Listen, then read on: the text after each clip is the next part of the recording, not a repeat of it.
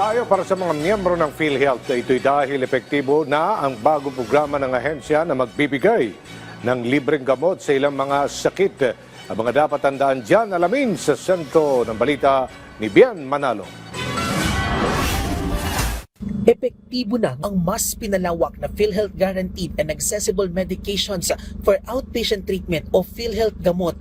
Maaari nang makapag-avail ang mga miyembro na aabot sa 75 outpatient medicines sa mga accredited gamot facility na may annual benefit limit na 20,000 piso.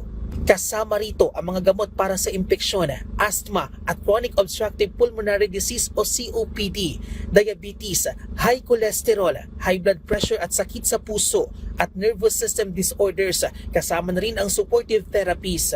Ilan sa mga accredited gamot facility ay VidaCure, Generica Drugstore, CGD Medical Depot Incorporated at Chinese General Hospital. Una nang inilunsad ang PhilHealth Gamot noong 2023 pero sa ilang probinsya pa lang. Paalala naman ng PhilHealth sa mga miyembro nito na panatilihing updated ang kanilang record para sa mas mabilis na transaksyon sa pag-avail ng benepisyo. Para sa senior citizen na si Nanay Perla, malaking kabawasan ito sa kanilang gastusin sa gamot na umaabot sa 6,000 piso. Kasama rito ang kanyang maintenance sa high blood, multivitamins at pampatak sa mata ng kanyang mister na inopera lang sa mata dahil sa katarata. Nagpapasalamat siya sa PhilHealth dahil wala silang binayaran sa operasyon ng kanyang mister na posible raw sanang umabot sa 50,000 piso.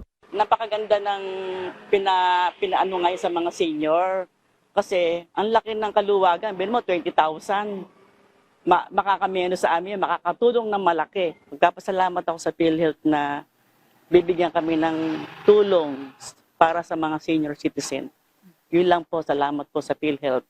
Kinakailangan munang magparehistro ng mga benepisyaryo sa PhilHealth Yakap Clinic na malapit sa kanilang lugar para ma-avail ang PhilHealth gamot.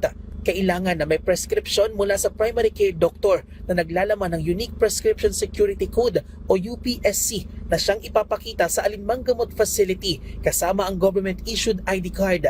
Ayon sa PhilHealth, 24 na iba pang facilities sa National Capital Region o NCR ang nagpasa na rin ng kanilang letter of intent para sumali sa naturang programa. Bien Manalo para sa Pambansang TV sa Bagong Pilipinas.